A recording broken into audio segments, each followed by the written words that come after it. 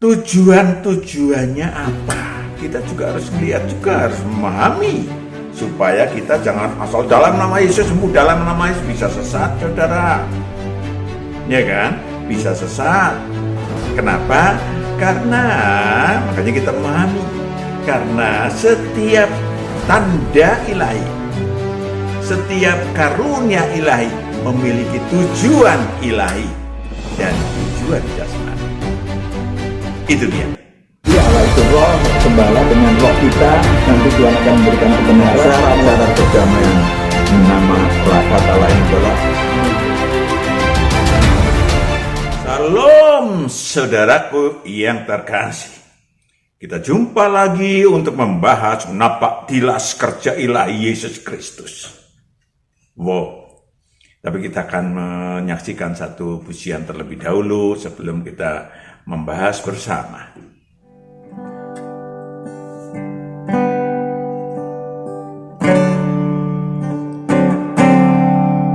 Bagaikan bejana siap dibentuk, demikian hidupku di tanganmu. Dengan urapan kuasa rohmu, ku diperbaharui selalu. Jadikanku Allah dalam rumahmu, inilah hidupku di tanganmu. Bentuklah seluruh kehendakmu, pakailah sesuai rencanamu.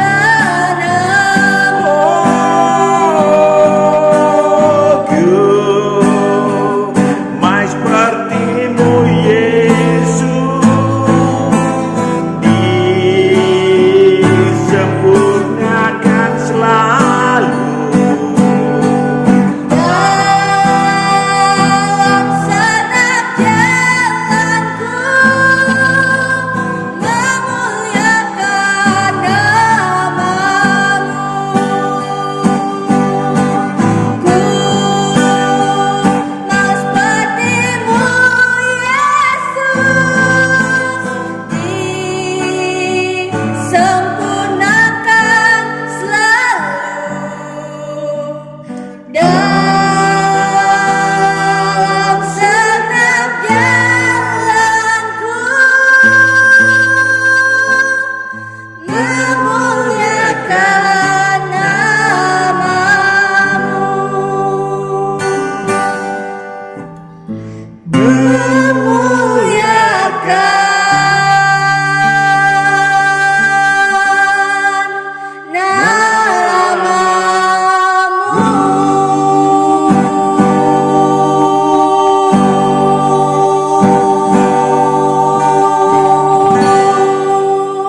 Bahwa suatu saat kita akan memiliki kesempatan untuk napak tilas perjalanan kerja ilahi Yesus Kristus ke Israel, karena anak manusia di sana pada saat menjadi anak manusia. Yes. Tetapi yang kita bahas adalah dia juga sebagai Yesus Kristus. Artinya Allah meletakkan anak manusia ini sebagai anak yang kukasihi. Satu. Sehingga napak tilas kerja ilahi Yesus Kristus dapat kita laksanakan, rasakan, dan lakukan. Di sini bedanya. Dapat kita lakukan. Artinya kerja ilahinya yang besar, yang banyak pada 2000 tahun yang lalu, dan kebenarannya dapat kita nikmati dan kita lakukan. Kenapa? Karena perintahnya begitu. Yohanes 14 ayat 11 sampai 12.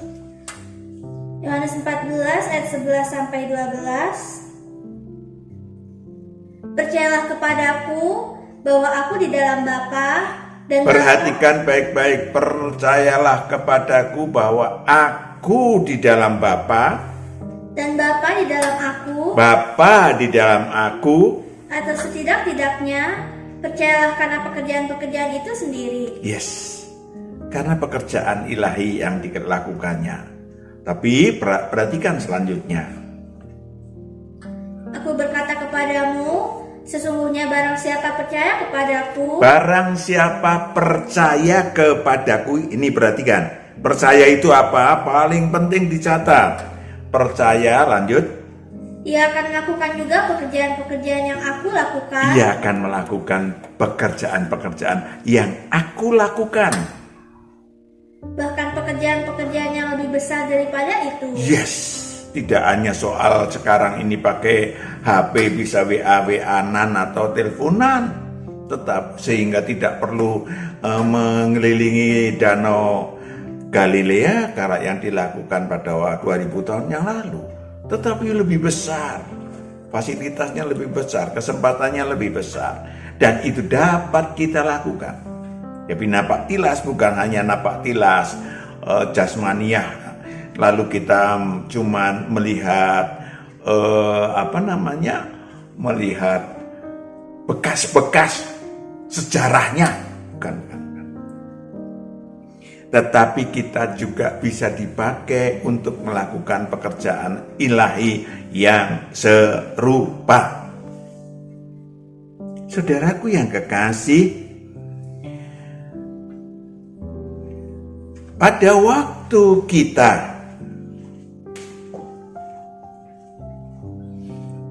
waktu kita melaksanakan perintah Tuhan, Matius 28 ayat 19 sampai 20. Matius 28 ayat 19 sampai 20. Karena itu pergilah, jadikanlah semua bangsa muridku, yes, and then dan baptislah mereka dalam nama Bapa dan Anak dan Roh Kudus, dan ajarlah mereka melakukan segala sesuatu yang telah kuperintahkan kepadamu. Melakukan segala sesuatu yang telah kuperintahkan kepadamu.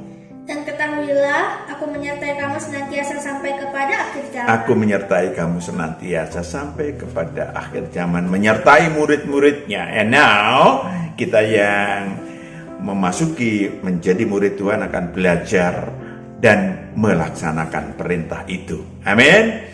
Pekerjaan-pekerjaan ilahi apa sih?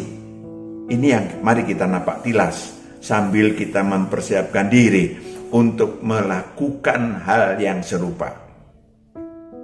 Tentu kehendaknya yang jadi. Tujuannya apa? Kita juga harus melihat, juga harus memahami, supaya kita jangan asal dalam nama Yesus, sembuh dalam nama Yesus, bisa sesat, saudara. Ya kan? Bisa sesat. Kenapa? Karena, makanya kita memahami, karena setiap tanda ilahi, setiap karunia ilahi memiliki tujuan ilahi dan tujuan jasmani. Itu dia. Jadi tidak kemudian ngumpulin orang di dalam nama Yesus sembuh. No. Bisa bukan Tuhan yang melakukan itu. Karena di firman-Nya, Tuhan bukankah aku bernubuat demi namamu, mengusir setan demi nama, aku tidak mengenal engkau. Hati-hati, saudaraku yang kekasih. Pertama, pemberitaan Injil Kerajaan Allah pada awalnya, ya, memberitakan kerajaan Allah di bumi sesungguhnya itu yang menjadi tujuan utama. Anak manusia mengusir setan. Kalau anak manusia mengusir setan dengan kuasa Allah, maka kerajaan Allah sudah datang ke bumi. Matius 12 ayat 28. Matius 12 ayat 28. Tetapi jika aku mengusir setan dengan kuasa Roh Allah, maka sesungguhnya kerajaan Allah sudah datang kepadamu. Berarti 2000 tahun yang lalu kerajaan Allah sudah datang. Kebenarannya sudah disampaikan banyak ya oleh Pak Matius, oleh Tuhan melalui Pak Matius dalam vlog-vlog ilahi sebelumnya. Saudaraku yang kekasih, ada yang disebut sebagai gembala secara pribadi. Ini fasilitasnya, maka kita napak tilasnya tidak sia-sia. Napak tilasnya kita bisa benar-benar mengikuti secara hidup. Ya, kenapa? Karena ada sang gembala yang mengendalikan saudara, yang mengajarkan kita, datanglah kepadaku yang letih lesu dan berbeban berat, pikulah kuk yang kupasang dan belajarlah kepadaku. Yang kedua, anak manusia mengajarkan tentang iman. Iman, tadi kan iman atau percaya adalah kalau saudara mengerjakan pekerjaan-pekerjaan itu. Kalau saudara nggak ngerjakan apa-apa, iman cuma di mulut doang, sorry, itu iman dari kacamata kosakata, dari kacamata kosakata, bukan iman yang sesungguhnya. Saudaraku yang kekasih, banyak kasus bagaimana Tuhan menunjukkan perkawinan di Kana.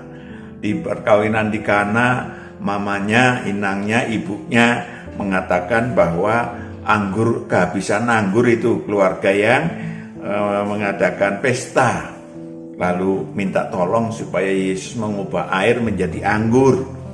Ya, Yohanes 2 ayat 11. Yohanes 2 ayat 11. Hal itu dibuat Yesus di Kana yang di Galilea sebagai yang pertama dari tanda-tandanya. Sebagai yang pertama dari tanda-tanda ilahinya. Dan dengan itu ia telah menyatakan kemuliaannya. Kemuliaan Allah. Dan murid-muridnya percaya kepadanya. Dari situ mulai napak tilasnya kerja ilahinya pada perkawinan di Kana. Yang selanjutnya, iman kepala rumah ibadah yang anaknya sudah mati,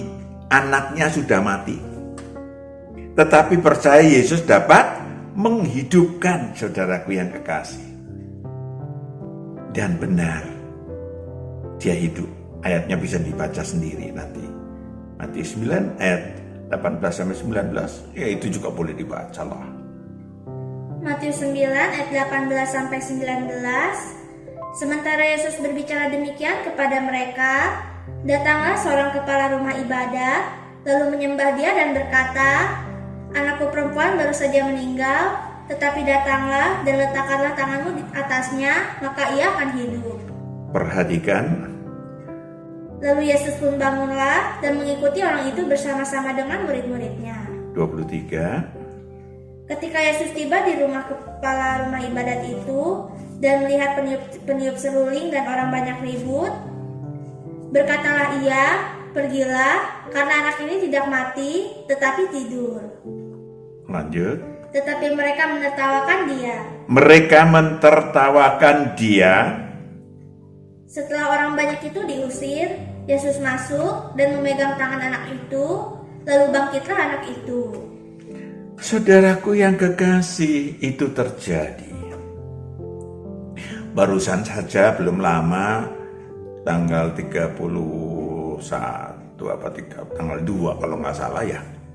Itu juga terjadi salah satu dari ribuan napak tilas kerja ilahi. Ya, ada jemaat-jemaat yang biasa ulang tahun Pak Matius datang. Ya, ulang tahun Pak Matius 31 Mei, datang tanggal 2, ya, tetapi beliau ini sakit. Jadi tanggal 1 telepon saya, nangis-nangis nggak bisa datang. Ya sudah, saya bilang kita santai aja. Terus kemudian tanggal 2, pagi-pagi saya sudah sampaikan bahwa yang teman-temannya, jemaat yang lain menyatakan nggak bisa datang Pak. Tiba-tiba dia telepon mengatakan bahwa dia akan datang. Dia sudah sehat. Karena ada yang nyuruh katanya. Dicari-cari yang nyuruh dia, tidak ketemu karena di rumahnya sendirian. Dan akhirnya datang saudara siangnya. Beliau akan dioperasi. Besoknya kemudian dia telepon minta berdoa karena akan tiba-tiba dari rumah sakit sudah ada tempat untuk siap mengoperasi. Ada batu di ginjalnya dan batu di empedunya, sehingga harus dioperasi. Sebelum dioperasi, kemudian besoknya diperiksa di lab. Tiba-tiba nelpon saya sambil nangis bahwa sore-sore nelpon Pak Matius sambil nangis bahwa sudah hilang batunya. Pak Matius bingung, sudah hilang batunya apa sudah dioperasi? Kok dia nangis? Ternyata Tuhan sudah menghilangkan batu di kandung di empedu sama di ginjalnya, saudara. Puji Tuhan. Saudaraku yang kekasih, saya ingin sampaikan itu dia salah satu napak tilas kerja ilahi Yesus Kristus. Tuhan Yesus pada waktu 2000 tahun yang lalu menyembuhkan 2 orang buta. Tetapi sudah dikasih tahu bahwa jangan diberitahukan kepada orang begitu orangnya sembuh. Tetapi ternyata, kenapa? Karena Tuhan gak mau kesaktian tanda kutip, ya, sulap tanda kutip, sulap ilahi yang kemudian diberitakan. Yang diberitakan utama kerajaan Allah. Orang masuk ke dalam kerajaan Allah akan menjadi sehat, akan menjadi selamat. Saudaraku yang kekasih, kemudian juga mengusir setan dari orang bisu juga dikasih tahu. Jangan ngasih tahu ke orang-orang, dikasih tahu juga bahwa pelayanan kerja ilahi adalah peperangan dengan iblis, saudaraku yang anak buahnya. Saudaraku yang kekasih, Markus 1 ayat 27 sampai 28. Markus 1 ayat 27 sampai 28. Mereka semua takjub sehingga mereka memperbincangkannya. Ayat 26 dulu coba. Roh jahat itu menggoncang-goncang orang itu dan sambil menjerit dengan suara nyaring ia keluar daripadanya. Lanjut. Mereka semua takjub sehingga mereka memperbincangkannya. Katanya, apa ini? Suatu ajaran baru. Suatu ajaran baru, bingung mereka. Lanjut. Ia berkata-kata dengan kuasa, roh-roh jahat pun diperintahnya dan mereka taat kepadanya. Yes, itu kerja ilahi Yesus Kristus. Lanjut. Lalu tersebarlah dengan cepat kabar tentang dia ke segala penjuru di seluruh Galilea. Saudaraku yang kekasih, sesungguhnya yang diberitakan sekali lagi adalah kerajaan Allah di bumi. Bagaimana roh manusia bisa tinggal di kerajaan Allah, bisa digembalakan oleh Tuhan secara pribadi, dituntun, disembuhkan kalau sakit, dan seterusnya. Kalau meninggal masuk ke Firdaus. Itu intinya sebetulnya. Ya, soal sembuh gampang. Ya, saudaraku yang kekasih, Tuhan juga mengajarkan di dalam kerja ilahi, menapak tilas ada yang namanya, kok aneh, pohon ara nggak berbuah lalu dikutuk. Sebetulnya intinya bukan karena pohon ara bukan musimnya, bahkan katanya lalu nggak berbuah lalu dikutuk. Tuhan hanya ingin menyampaikan, mengajarkan bahwa iman itu bisa membuat gunung pun bisa dipindahkan. Ya, iman biji sesawi, gunung bisa dipindahkan. angin ribut. Ya lagi enak-enak tidur di kapal kecil, angin ribut. Jadilah ketakutan karena air udah masuk. Ya, kemudian Markus 4 ayat 40 sampai 41. Markus 4 ayat 40 sampai 41. Lalu ia berkata kepada mereka, "Mengapa kamu begitu takut? Mengapa kamu tidak percaya?" Mereka menjadi sangat takut dan berkata seorang kepada yang lain, "Siapa gerangan orang ini, sehingga angin dan danau pun taat kepadanya?" Secara jasmani mereka melihat Yesus sebagai anak manusia 100%. Mereka mulai takjub pada kerja ilahi Yesus Kristus. Rohnya Yesus Kristus. Saudaraku yang kekasih, kuasa Tuhan tidak dibatasin dengan Taurat. Kalau Taurat membatasin kalau Minggu nggak boleh atau Sabtu nggak boleh mengerjakan apapun. Dan kemudian Tuhan menunjukkan, jangan. Kalau memang hari Sabtunya atau hari Minggunya bagi religi tertentu, mereka harus totalitas untuk menyembah dengan segenap hatinya, ya monggo. Tapi kerja ilahi, orang nggak bisa dong kalau memang udah mau mati, lalu ditunggu deh hari Senin aja deh, keburu meninggal. Jadi ditolonglah, kapanpun dimanapun, ya, kapanpun dimanapun. Matius 14 ayat 34 sampai 36. Matius 14 ayat 34 sampai 36. Setibanya di seberang mereka mendarat di Genesaret. Ketika Yesus dikenal oleh orang-orang di tempat itu, mereka memberitahukannya ke seluruh daerah itu. Maka semua orang yang sakit dibawa kepadanya. Mereka memohon supaya diperkenankan menjamah jubahnya. Menjamah jubahnya, penuh orang ya. Sudahlah, menjamah jubah, nggak usah nunggu tangannya numpang tangan ke yang sakit, mereka menyentuh jubahnya. Lanjut. Dan semua orang yang menjamahnya menjadi sembuh. Yes. Dengan cara apa saja Tuhan menyembuhkan, dan dengan oleh siapa saja yang diperkenankan melaksanakan. Lukas 9 ayat 49 sampai 50. Lukas 9 ayat 49 sampai 50. Yohanes berkata, "Guru, kami lihat seorang mengusir setan demi namamu." Ada orang yang mengusir setan demi namamu. Lanjut. "Lalu kami cegah orang itu karena ia bukan pengikut kita." Yes, kami cegah. Lanjut. Yesus berkata kepadanya, "Jangan kamu cegah, sebab barang siapa tidak melawan kamu, ia ada di pihak kamu." Yes, barang siapa tidak melawan Tuhan, tidak melawan murid-murid Tuhan, berada di pihak Tuhan. Yang ketiga, anak manusia mengajarkan keselamatan melalui iman totalitas dan kerja ilahi. Saudaraku, sembuh gampang.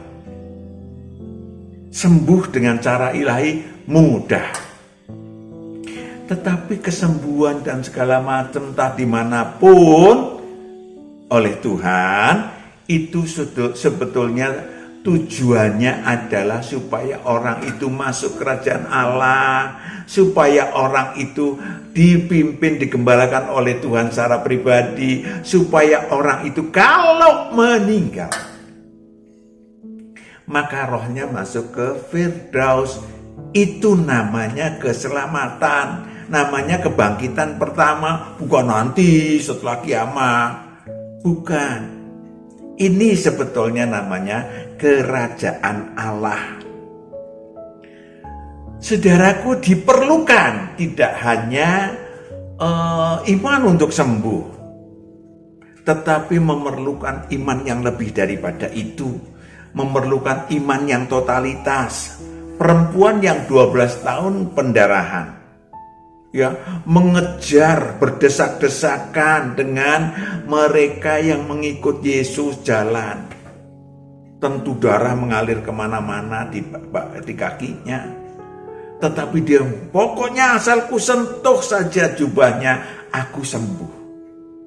Ketika dia menyentuh jubah Tuhan Yesus, maka Yesus merasa ada kuasa yang keluar dari dirinya.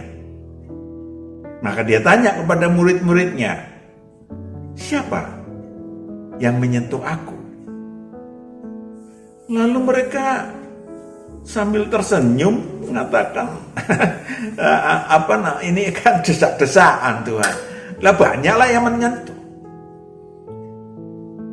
Tetapi perempuan yang 12 tahun pendarahan itu lalu tersungkur ke depan Tuhan Yesus, lalu tersungkur. Dan dikatakan kepada Tuhan, Markus 5 ayat 30 sampai 34. Markus 5 ayat 30 sampai 34. Pada ketika itu juga Yesus mengetahui bahwa ada tenaga yang keluar dari dirinya. Lanjut. Lalu ia berpaling di tengah orang banyak dan berkata, siapa yang menjamah jubahku? Murid-muridnya menjawab, engkau melihat bagaimana orang ini berdesak-desakan dekatmu, dan engkau bertanya, siapa yang menjamah aku? Lalu ia memandang sekelilingnya untuk melihat siapa yang telah melakukan hal itu. Perempuan itu yang menjadi takut dan gemetar ketika mengetahui apa yang telah terjadi atas dirinya, tampil dan tersungkur di depan Yesus dan dengan tulus memberitahukan segala sesuatu kepadanya. Maka katanya kepada perempuan itu, hai anakku, imanmu telah menyelamatkan engkau. Imanmu telah menyelamatkan engkau. Jadi imannya itu bukan diam. Iman itu melakukan kerja ilahi. Iman itu berjuang. Lanjut. Pergilah dengan selamat. Dengan selamat. Kenapa? Karena ada perjuangan. Kedua ada kejujuran. Minta maaf. Ya, faktornya tidak cuman kecil, cuman dalam nama Yesus saya sembuh. Tidak bisa begitu. Ya, saudaraku yang kekasih, sekali lagi ada lagi perempuan yang mengurapi, perempuan berdosa. Ini aneh lagi.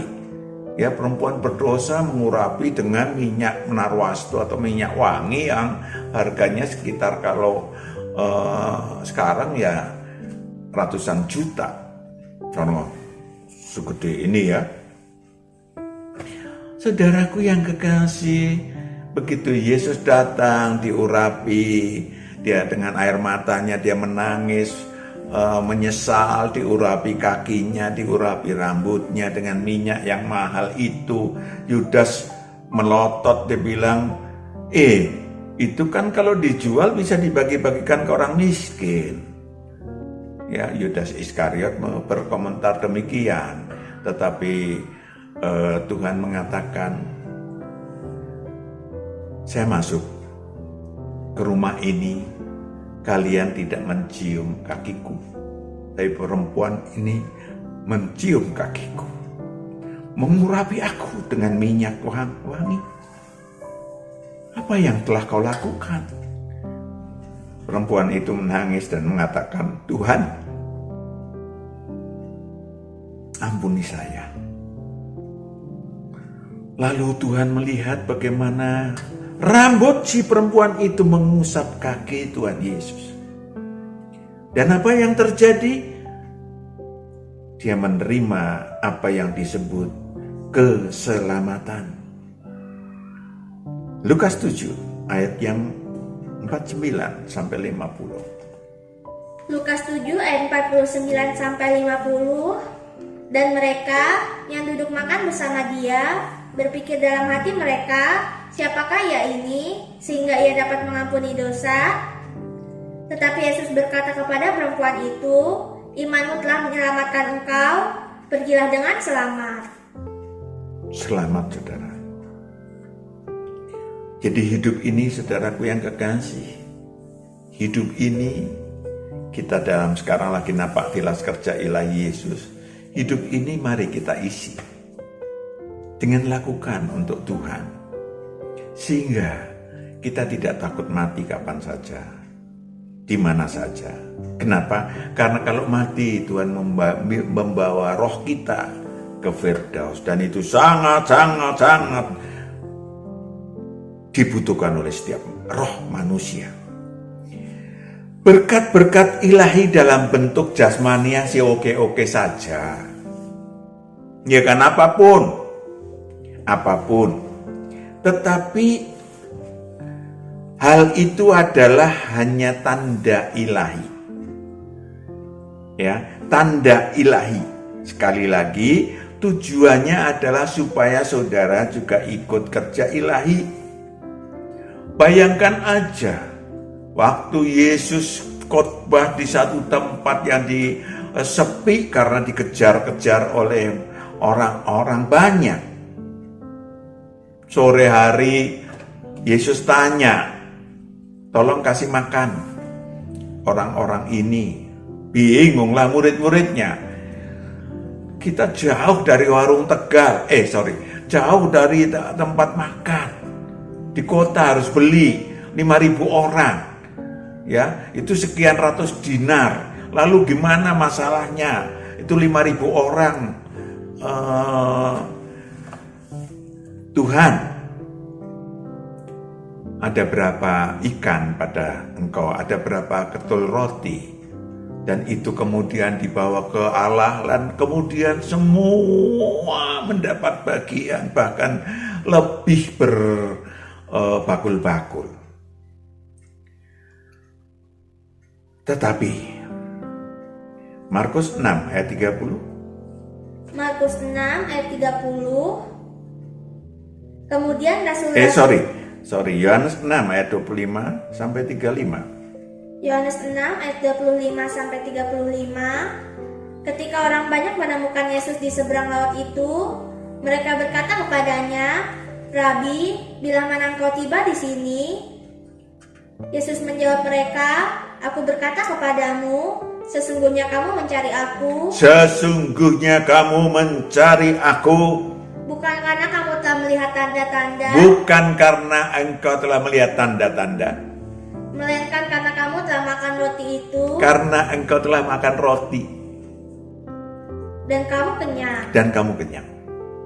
Kagum pada hal-hal jasmania yang dikerjakan secara ilahi, memang diproses secara ilahi oleh Tuhan. Lanjut.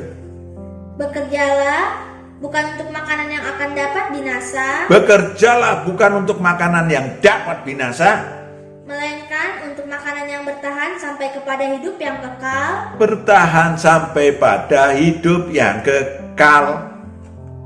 Yang akan diberikan anak manusia kepadamu. Sebab dialah Yang akan diberikan anak manusia kepadamu. Sebab dialah yang disahkan oleh Bapa Allah dengan meterainya. Yes. Lanjut. Lalu kata mereka kepadanya, "Apakah yang harus kami perbuat supaya kami mengerjakan pekerjaan yang dikehendaki Allah?" Lanjut. Jawab Yesus kepada mereka, "Inilah pekerjaan yang dikehendaki Allah, yaitu hendaklah kamu percaya kepada Dia." Hendaklah engkau percaya kepada Dia yang telah diutus Allah. Yang telah diutus Allah. Kerja ilahilah istilah singkatnya. Masalahnya adalah, saudaraku yang kekasih, banyak orang ingin kelihatan sakti. Bukan itu. Ingin kelihatan sakti.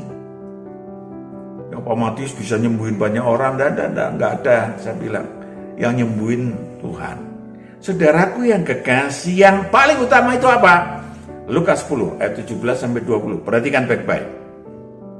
Lukas 10 ayat 17 sampai 20. Kemudian ke-70 murid itu kembali dengan gembira dan berkata, "Tuhan, juga setan-setan takut kepada kami demi Juga setan-setan takut kepada kami demi namamu." Demi namamu. Lanjut. Lalu kata Yesus kepada mereka, "Aku melihat iblis jatuh seperti kilat dari langit. And then, Sesungguhnya aku telah memberikan kuasa kepada kamu untuk menginjak ular dan kalajengking, dan kuasa untuk menahan kekuatan musuh, sehingga tidak ada yang akan membahayakan kamu." yes, itu tanda-tanda yang dimiliki oleh murid-murid Tuhan. Ayo, Namun demikian janganlah Namun demikian janganlah bersuka cita, karena roh-roh itu takluk kepadamu. Yes, karena roh-roh takluk kepadamu. Waduh, dalam nama Yesus akhirnya yang ini kan ditipu sama roh-roh jahat itu. Oh, Lucifer, wah bangga bisa ngusir Lucifer. Padahal dibohongin, saudara. Lanjut. Tetapi bersukacitalah karena namamu ada terdaftar di sorga. Namamu terdaftar di surga. Itu dia. Halo, catat itu. Keselamatan terhindar dari nasib buruk musibah apapun, yes, karena dosa dan kejahatan akan membuat seseorang dibiarkan Tuhan dikerjain oleh roh-roh jahat, terkena musibah, nasib buruk dan seterusnya. Ya, maka saudara harus memperjuangkan untuk mengubah nasib buruk saudara untuk tinggal di dalam kerajaan Allah dan kerja ilahi, sehingga Tuhan yang mengurus urusan saudara, sakit saudara, seperti tadi kesaksian yang saya sampaikan. Banyak ya, banyak ada yang tidak punya anak, tetapi sudah kemudian Tuhan memberikan anak dan seterusnya. Saudaraku yang kekasih, harus diperjuangkan. Juga kebangkitan pertama juga harus diperjuangkan. Karena itu yang paling utama. 2000 tahun yang lalu Yesus datang termasuk untuk khususnya menyampaikan Injil Kerajaan Allah dan kebangkitan pertama. Kalau itu sudah bisa dilihat di YouTube Pak Matius tentang kebangkitan pertama. Saudaraku yang kekasih, dalam kerajaan Allah Yesus menjadi pokok anggur secara pribadi. Saudara dipimpin secara pribadi untuk saudara bisa menjadikan murid Tuhan, berproduksi ilahi dan seterusnya, bla bla bla bla. Tentang kerajaan Allah sudah ada YouTube-nya. Tinggal saudara ulang lagi kalau belum terlalu paham. Kesimpulan, napak tilas atas sejarah manusia, sekali lagi. Oke, nanti akan kita lakukan. Maka yang Anda dapatkan adalah sejarah sekuler. Namun napak tilas Yesus yang ilahi, mengikuti pekerjaan-pekerjaan ilahinya, maka Anda dan saya akan mendapatkan berkat ilahi yang luar biasa, yang nilainya sangat-sangat tinggi bagi sepanjang kehidupan Anda. Amin. Mari kita berdoa. Kami serahkan anak-anakmu Bapa. Sesudah memahami kebenaran-kebenaran ini, mari Bapa secara pribadi akan menuntun anak-anakmu ini secara pribadi untuk melakukan kerja ilahi seperti yang Engkau sampaikan dan perintahkan. Dalam nama Yesus kami serahkan anak-anakmu yang Engkau kasih. Haleluya. Amin. Tuhan berkati. Salam. Tuhan berkati.